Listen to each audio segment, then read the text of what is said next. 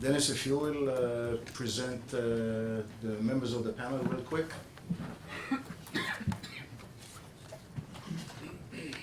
I'd like to introduce our panel. Thank you all for coming.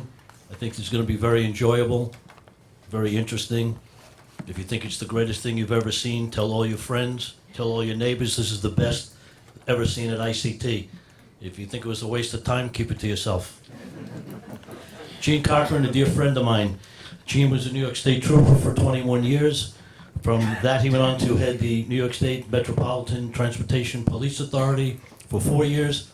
After that, he was appointed by President Bush for 7 years as the United States Marshal for the Eastern District. After that, and currently, he is with the United States Federal Courts. With all those jobs, I guess he couldn't keep one, so he kept moving on. So, Gene, welcome. Next to Gene, Special Agent James Cunningham, New York City office of the FBI. He's a bomb tech and a great friend and a great, brilliant technician. Over in the corner there, Peter Teasy is the Assistant Director of the New York office of the FBI, also with the JTTF, and a great friend also. Superintendent Hermans from Australia. Welcome for a long travel to come to Australia. He's the Intel and Counter Support Command Surveillance Service for Victoria Police in Australia. Did I get everybody? I just want to mention 3 other quick people in the room who are guests. Just introduce the panelists. Later. The last member of the panel is Steve Heaton, who is my Executive Associate Director, and he's a former police chief. So with that, Denis, you're first. So I'll take a couple of my moments to tell you, I want to introduce 3 friends in the room. They deserve recognition, you'll all agree on a serious note. Charlie Benign is the New York City Police Detective, first grade, who is the attaché here in Israel. His former counterpart, Morty Dzansky, who for 7 years, 6.5 years over here, was at New York NYPD, attached to the Suicide Bombing Division with the Israeli police. And our dear friend Asher Ben Artsui, former Chief Superintendent of Israeli Police. As you all agree, they deserve recognition, and thanks for their service. Spent 31 years with Nassau County Police Department, mostly in counter-terrorism. I'm proud to say I've been here for 10 years now. I'm the only non-Israeli citizen who's a research fellow here at ICT, my second home. My line and my mantra has been for the longest time, when you talk about terrorism, is that the Israelis get it. Nobody does it better than the Israelis, and so many people are starting to realize and agree with it. We spent the day yesterday afternoon, thanks to Asher, all over another part of Israel, hosted by the Israeli commander at the Sharon substation. Unbelievable what they do. The police, Israeli police. What's that? Sub-district, not substation, sub-district. So some of the dilemmas we have in the United States, believe it or not, we have 43,000 police agencies. I live on Long Island on the South Shore. To the west, we have NYPD with 35,000. Then we have Nassau County with 2,500, Suffolk County with 2,700. All the way out to Montauk Point, we have another 63 police agencies. Villages with 5 cops, some cities with 105 with 200 cops. That's not even counting the federal partners. So it's very difficult when you have that many police agencies working together. An advantage here in Israel is the Israeli have a national police department, a little bit easier to work. Interagency cooperation, coordination, and facilitation is the only things that work in the war against terrorism. You have to form interpersonal relationships. I'm a big believer in task force, where you put people from all different agencies working together, eating together, golfing together, fishing together, where you get them to work together. On Long Island in New York, we have the Drug Enforcement Administration Task Force, the Gang Task Force, the Joint Terrorism Task Force. Those are what make people work together.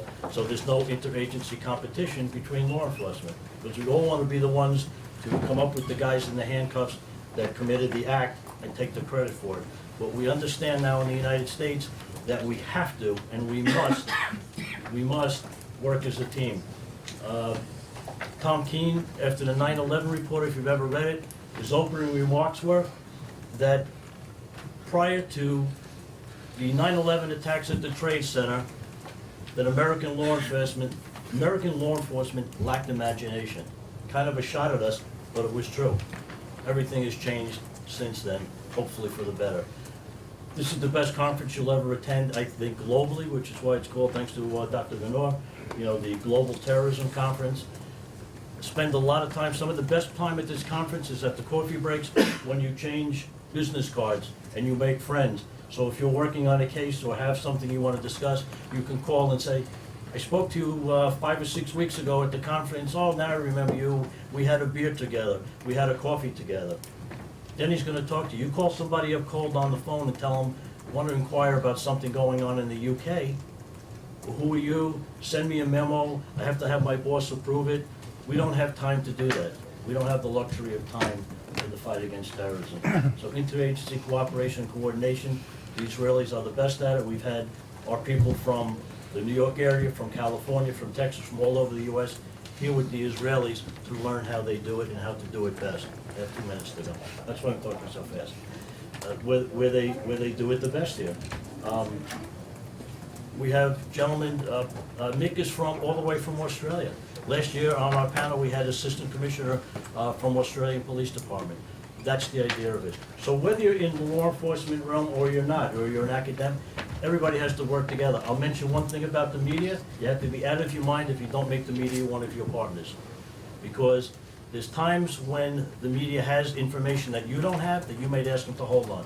I did a TV interview before and I knew it was coming, the bomb question. The bomb question was, what do you think about Donald Trump wanting to close the doors to immigration against Muslims, against this and that? And I cleared him up right away. He said temporarily until we know who's coming in. And I said the reason he said that is because ISIS has already told us we're going to throw some people in the line that you'll never know are coming in to the countries. So with that said, I thank you once again. Thank you, Denis. Mr. Corcoran. Good afternoon. I would like to first just thank the Institute for Counter-Terrorism for this opportunity. It's a real privilege to be here, and I would like to acknowledge everyone in the audience. This is a very distinguished group, and it's humbling to be here. Because of my background, I'll touch briefly in 7 minutes on 3 areas of responsibility that I've had experience with. The United States courts, for the Eastern District, which has a 150-year history. We just celebrated our anniversary. We were signed into law by Abraham Lincoln. The United States Marshal Service, which I was a member of for 7 years and has a 225-year history, and some high-profile terrorism cases in our district. So I'm going to do all of that in 7 minutes. If you pay attention, you get an extra degree when we finish. So if you ever heard or seen movies like The Wolf of Wall Street with Leonardo DiCaprio, Dog Day Afternoon with Al Pacino, Goodfellas about the Lucchese organized crime family, Bridge of Spies, a recent Academy Award winner with Tom Hanks, or Gotti, played by Armand DeSanti, then you know a lot about my district. Because all of those trials and all of those cases were handled in Brooklyn. The federal court system is divided into 94 districts in the United States. Each one has federal judges are appointed for life by the President of the United States. We have an appointed U.S. Marshal who's appointed by the sitting president, who usually serves during that president's term. I got to serve for 7 years during President Bush. So Brooklyn Court is very busy. We cover 5 counties in the New York metropolitan area. Our population is 8 million people. Our primary caseload, it's both criminal and civil, revolves around organized crime, narcotics, weapons, and terrorism. The U.S. Marshal Service is the oldest law enforcement agency in the United States. They have basically 5 primary missions. They're divided into 94 districts. Their missions include protection of the federal judiciary. They do about 750 threat investigations a year. We've had 3 federal judges murdered, but none related to terrorism. They handle federal fugitives. They apprehend in the area of close to 100,000 federal fugitives a year. Mostly federal, a large portion federal and a large, probably half state and local. They work with local agencies, and they also do the international extraditions. Last calendar year, they brought 590 people back to the United States from outside the country. Their third mission is the WITSEC program, which is basically taking a cooperative into custody and giving them a new identity. It's critical to federal prosecution. Their fourth mission is prisoner operations, producing the prisoners for the court. And the last is asset forfeiture. Basically, as you all know, taking property away from the bad guys and giving it to the good guys, which involves hundreds and hundreds of millions of dollars in the United States. Terrorism analysis, if we scroll through that quickly, if we went back 40 years, we were looking at freedom fighters from Croatia trying to get independence from Yugoslavia. We prosecuted a guy who hijacked a TWA airliner and killed an NYPD cop. They planted a bomb before they left. When NYPD went to investigate, the officer was killed. In the early 80s, we did gun runners from the IRA, and then we moved into the FALN in 1982. They were fighting for liberation for Puerto Rico. On New Year's Eve in '82, they planted 4 bombs in New York, one at my courthouse. 3 NYPD officers were injured when one of the bombs went off. We moved on to a Colombian assassin who worked for Pablo Escobar's Medellin cartel. He hijacked an Avianca jet and blew it up in Bogota, killing 107 people. And then we move into why we're all here. One case that is some people see as a watershed case was 1997. It was a Middle East a terrorist case, U.S. versus Ghazi Mazia. He was a Palestinian immigrant who was plotting to blow up a New York City subway. NYPD hit his apartment in Brooklyn and shot him.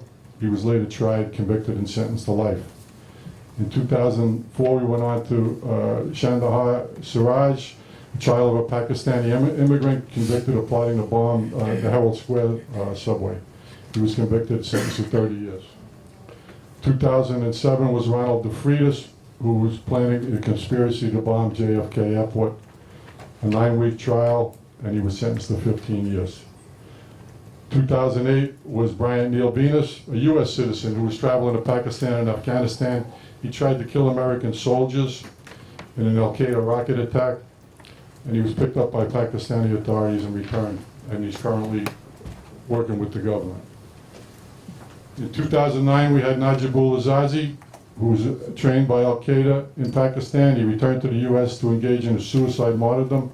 He was convicted and sentenced to life. In 2011, it was Batim Kazib, who was Brooklyn-born, joined Al-Qaeda and the Taliban to fight in Afghanistan. He was convicted at trial after only 4 hours of deliberations and sentenced to 27 years.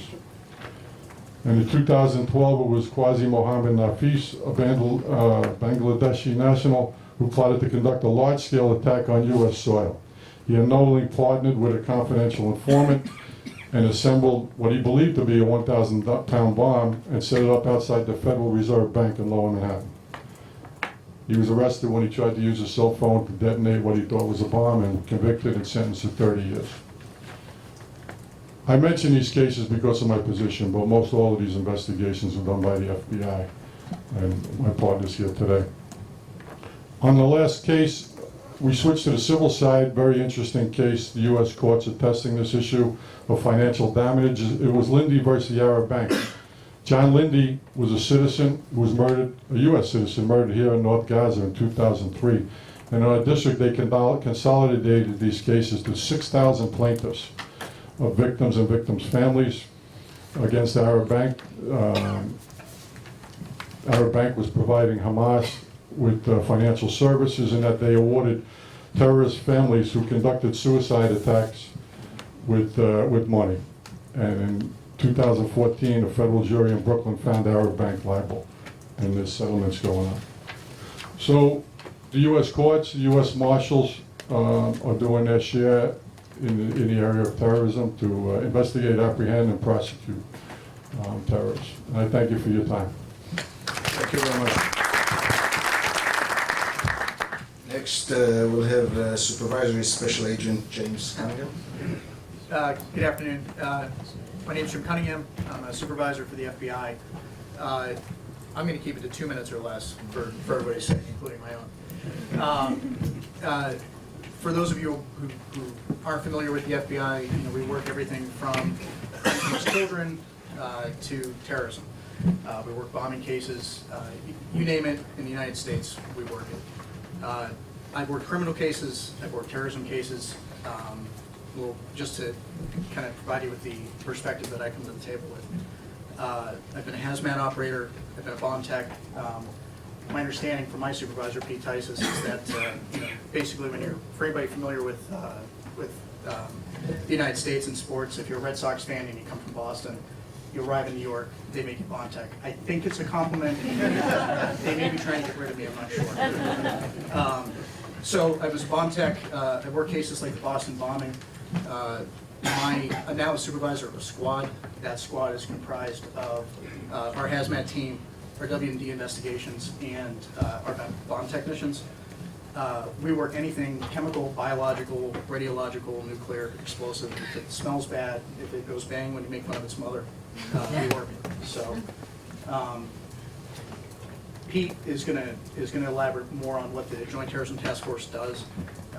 It's comprised of a lot of the investigations that, or a lot of the agencies that Denis made reference to, but it is a complex situation when you have that many responding agencies working potentially very high-profile investigations. So part of what makes my squad unique is that we work not only the response to a lot of these investigations, if it's a post-blast scenario or something like that, but we also work the forensics and the follow-up investigation to actually find the bad guy and prosecute them.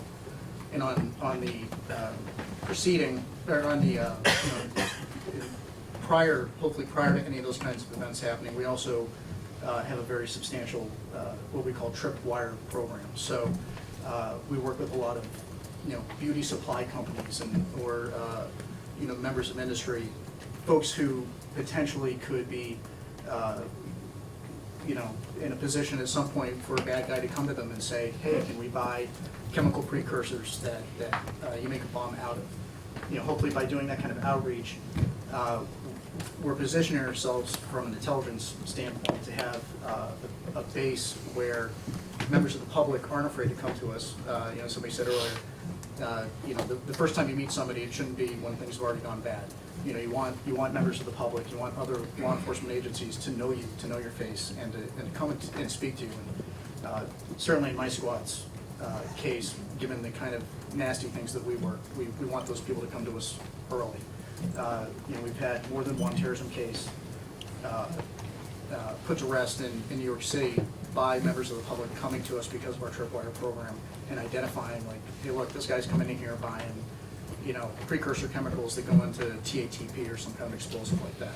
And by them coming to us and alerting us early, we're actually able to prevent things like the Boston bombing happened, or any of these other terror plots. So I think with that.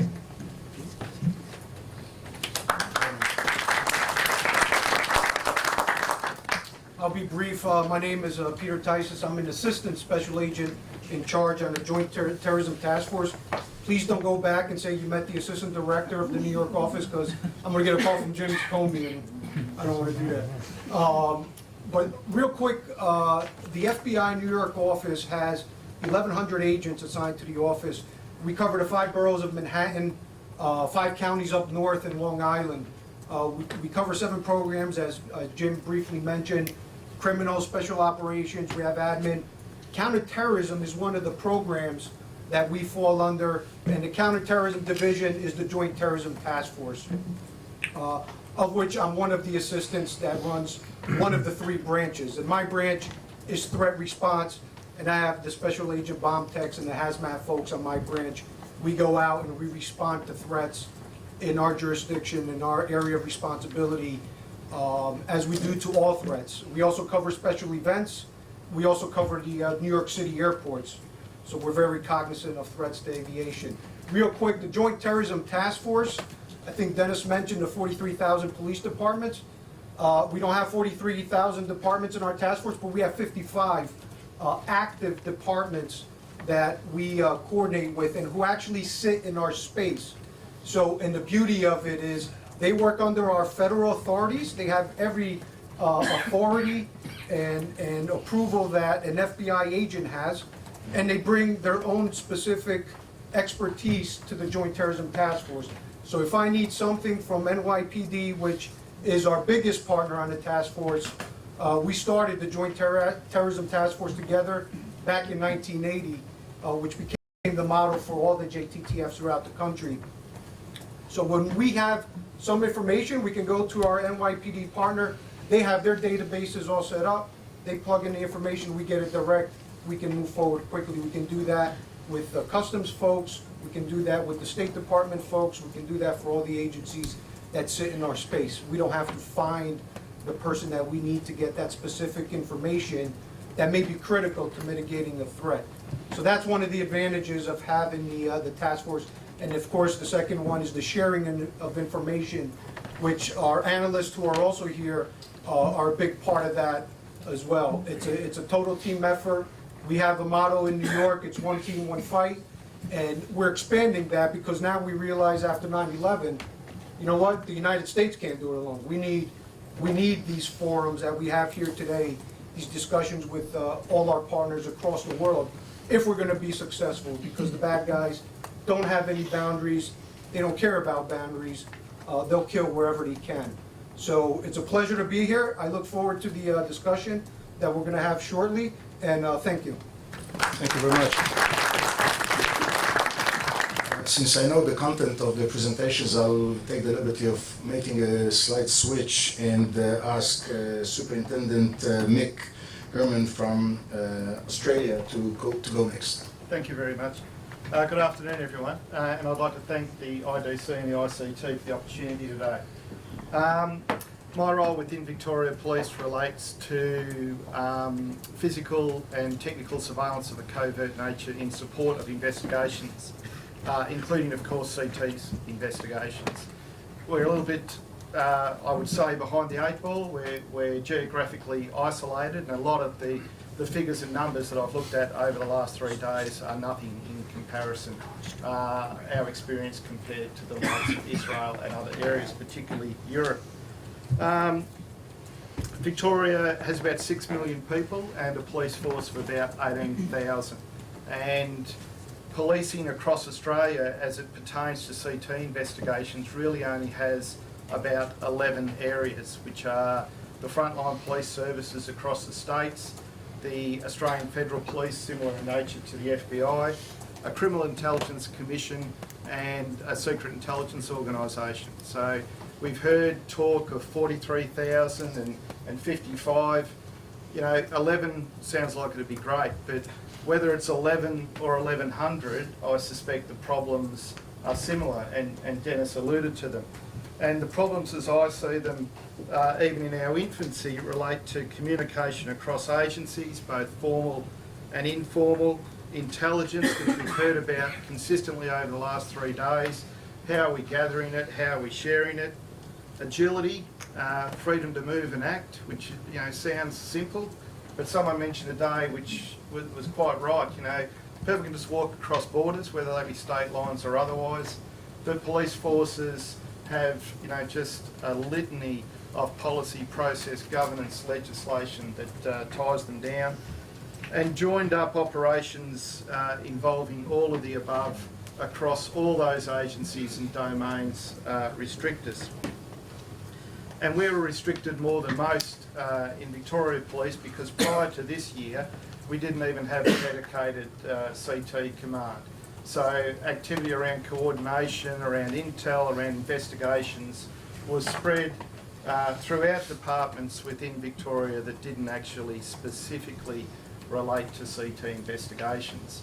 Then in 2004 we had quite a significant CT investigation called Operation Denis, which involved the introduction of a covert operative, which led to 9 people being charged, and a guy by the name of Ben Breaker getting 15 years. So that really opened our eyes up to something that was happening internationally, that it could happen within our own state with homegrown terrorism. And then, like the rest of the world, from 2014 onwards, we started to get what we're referring to here as people being influenced, and I suspect that relates to the distance of Australia from other areas. So we had a guy by the name of Newman Hayter, and we've been doing a lot of work stopping people travel to Syria. So this young man, who we did stop, asked to meet a couple of investigators. He met two policemen in a public space and then proceeded to stab them. So in the course of that exchange, a policeman was able to shoot and kill Newman Hayter. But interestingly, when I speak about the challenges we have, at the time that exchange took place, unbeknown to the police members who had been attacked, Newman was actually under direct physical surveillance by a federal organisation. So that just goes to the challenges around cooperation. So then we had a series of other incidents where there were plans to behead policemen, plans to set off bombs on Mother's Day. So all of these things led Victoria to this year create our own CT command. And that's been really helpful in terms of coordination, in terms of access, both nationally and internationally. It creates our own capability internally, and gives us better oversight for things like joint counter-terrorism teams, which we also do with our federal counterparts. And so far this year, since introduction, we've had some good results. We had 5 guys again wanting to travel to Syria. They travelled all the way across Australia, towing a boat with the intention of navigating their own way to Syria, which of course is hopelessly amateurish and would probably have ended up in their death. But it does demonstrate the level of dedication and the extreme desire that this demographic have to achieve their ends. And again, with the specific command, we were able to track those people across 3 states, involving 5 agencies across 3,000 kilometres. So, although I expect some of the Australians are whispering here during the break, that's not that good. There's only really 2 roads that go up the middle of Australia. So, but we were able to do it. And recently we seized 23 hand grenades, which by Australian terms is a significant seizure of explosives. So, so the CT command is a big step for us. But in this forum, I suspect I've got more to learn than to offer, and particularly having regard to the expertise of people on the panel. And I look forward to the syndicate work this afternoon to learn from members from the audience as well. So thank you very much. Thank you. Next is Steve Heaton, whose office is actually next to mine.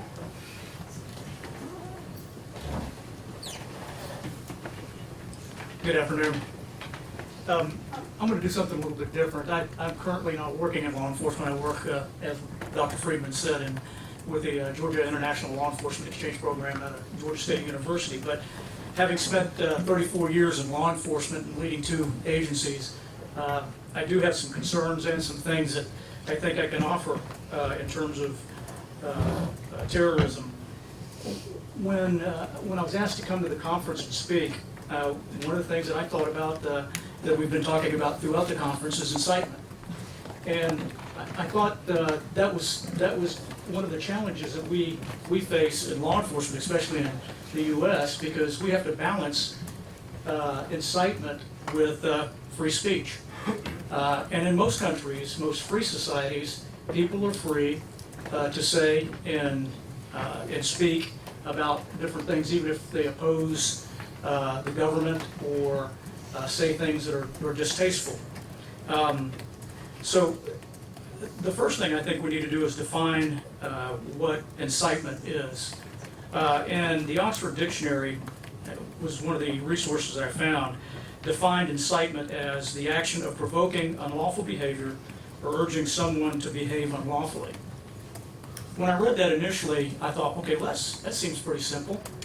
We ought to be able to do that in law enforcement. I mean, that's what we do. If something's unlawful, we indict folks, we take warrants, we do a variety of different things in order to put folks in jail for doing things that are unlawful. So that ought to be fairly simple.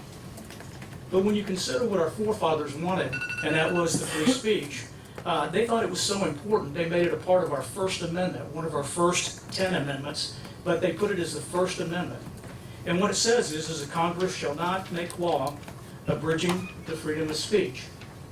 That means that people in our country, and I would say probably in any free society, are free to say what they feel, even if it's distasteful, even if it's ugly, even if it's offensive, And even if it borders some type of violence, which we've seen in the United States recently with the advocation of killing police officers and shooting some of our civilians, it's all protected speech. And the Supreme Court has upheld that. They've done it throughout history. In 1919, there was a case, Schneck versus the United States, in which a man, Schneck, was opposed to the war, the First World War. And he was putting out information opposing the war and encouraging people to do the same. Well, he was arrested, and he was tried, and he was convicted. His case went to the Supreme Court. The Supreme Court set a standard that was a clear and present danger standard at the time. That if that speech presented a clear and present danger, then it was no longer protected, and his conviction was upheld. Now fast forward to 1969. There's a case called Brandenburg versus Ohio, which is still the standard that we use in the United States. And in Brandenburg was a Ku Klux Klan member who was saying things that and doing things he shouldn't have been saying and doing. That were offensive, they were nasty, and in some cases violent. He was arrested, he was convicted, and his case went before the Supreme Court. Well, the Supreme Court in 1969 decided that there was a new standard to be set, and it was the Brandenburg test. As a part of the Brandenburg test, it had three distinct elements. One was intent, one was eminence, and the other one was likelihood. And all three of those must exist in order for the speech to be protected, or unprotected. In contrast, there are countries now who are enacting laws, or at least proposing laws, to address incitement, to get to the root of what we've been talking about in this conference, about getting to the root of terrorism, getting to the source, making sure we deal with it and intervene before it becomes an act. In November 2015, Knesset plenum passed the first reading of a bill that seeks to ease barriers on the prosecution of Israeli citizens accused of inciting terrorist attacks. It would lower the bar for prosecuting the incitement for terrorism by removing the current requirement to prove that a defendant his incitement was likely to produce practical results. The bill also set a precedent of distinguishing in law between incitement terrorist attacks and incitement to violence. What that does is it gives tools to law enforcement and prosecutors to be able to get in and intervene at an earlier stage and perhaps prevent the attacks. Terror attacks and criminal incidents in the United States, such as San Bernardino, Orlando, Dallas, Baton Rouge, as well as other countries like Belgium, France, Israel, Turkey, are becoming all too common. They present unique challenges for law enforcement. Those challenges are working with local and federal prosecutors to determine what constitutes a crime in regards to incitement and which ones they're willing to prosecute. It also provides a challenge of providing adequate guidelines and training to our law enforcement folks so that they can decide what incitement is versus the First Amendment. Identifying the sources of incitement and radicalization through effective gathering of intelligence, identifying potential lone wolf terrorists at an early stage and intervening, and then coordinating with other law enforcement agencies, as we've been talking about, to share information. What we need to be able to do is just cover those topics that I just talked about. We need to train our law enforcement officers how to deal with incitement investigations, conduct quality investigations in coordination with the prosecutors to ensure successful outcomes. Train our law enforcement officers to effectively monitor social media outlets so that we can get to the sources of our incitement. Develop good intelligence gathering techniques to identify potential terrorists at an early stage and intervene.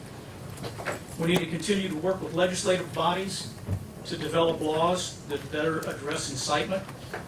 We need to encourage the public to get involved at an earlier stage, because what we found is after we do interviews, after a terrorist event happens, many of these folks have been exhibiting signs and symptoms that if we had intervened, we could have stopped the attack. And then the last thing is better coordination among law enforcement agencies to identify and prosecute violators. I think we've done a good job in law enforcement in terms of, after 9/11, in terms of preparing for a terrorist attack, but that's reactive. I think that we need to be proactive. And I think that in order to do that, we need to be able to address the incitement by doing some of the things that I've recommended. Thank you. Thank you, Steve. 6 minutes and 58 seconds.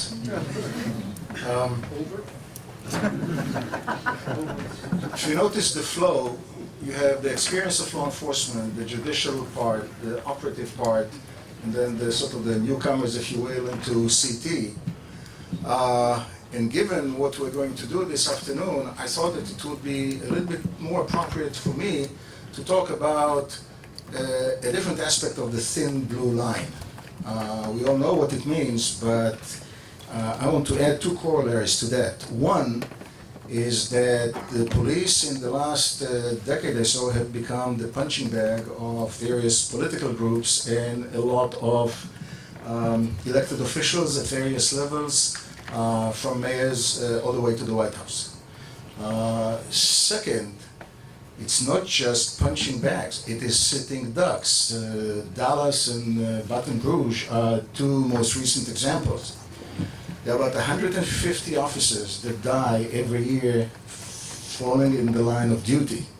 So when we're talking about the thin blue lines in the age of terrorism, while we have about 800,000 law enforcement officers, and while of the 43,000 agencies, only about 18 to 19,000 are uniform, that thin line is becoming thinner.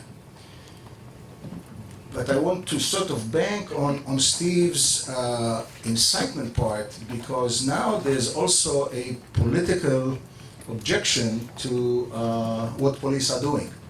And what I want to do is share with you a case, if you will, a case study, that started about 9 years ago in Atlanta regarding our program. I've spoken about it more specifically before, and that is the BDS movement trying to simply shut us down because we do business with Israel.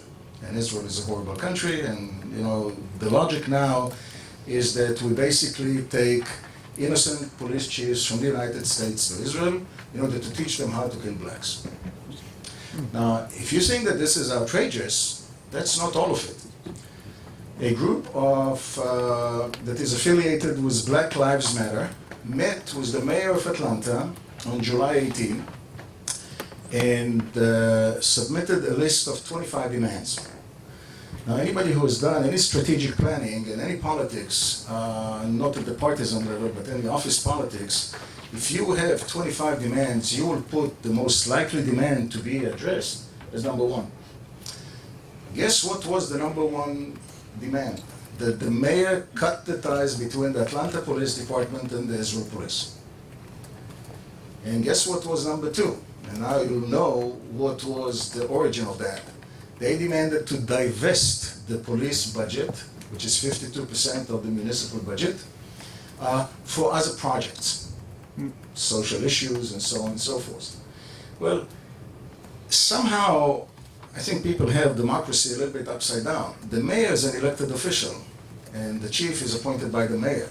The city council are people who are members who are running for elections and then get elected. So you can't really divest the police budget because it has major implications. The city of Atlanta did that with a mayor who ended up in federal prison in a different district.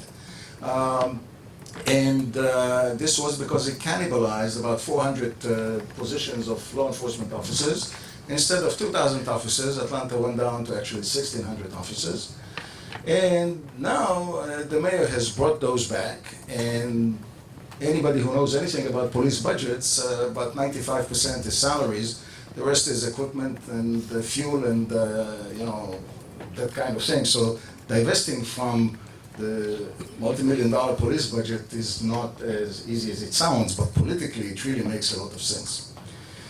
Well, the mayor had a press conference after a 2-hour meeting with that group, and suggested in a 31-second clip on that item alone, I'm not going to do that. And the reason I'm not going to do that is because the relationship between the Atlanta police and the Israel police are very valuable to us, namely the mayor. Well, it didn't last long for the group to accuse the mayor of colluding with the Ku Klux Klan, the KKK. Now keep in mind, the mayor is not exactly pale. And the chief is not either. By the way, both of them met in Israel for the first time, but that's a different story. And the mayor looked at them and he said, "Are you crazy? You think that a black mayor and a black chief will collude with the KKK?" And the reason for the conspiracy claim is that the black gentleman hung himself on a tree, which obviously brings out the associations of lynching and abuse of that sort that the South has been quite notorious for. The reason I'm mentioning all of this is because I think this is sort of a time in history where there is a concerted effort that is not necessarily political to weaken the police even more than we want it to weak as a society. And the United States, more so than any other country, wants the police weaker than any other. And the reason is the history of the home rule and the escaping from the tyranny of the king and all of that stuff. So it's not just accountability and transparency, there are politics now that make the desire of a youngster to serve in the police force much less likely than years before. And it's not just because police officers are becoming sitting ducks. Now, mind you, there are lots of groups that have nothing to do with the terrorism of the kind that we are discussing at ICT, but am I good? Am I good? Okay.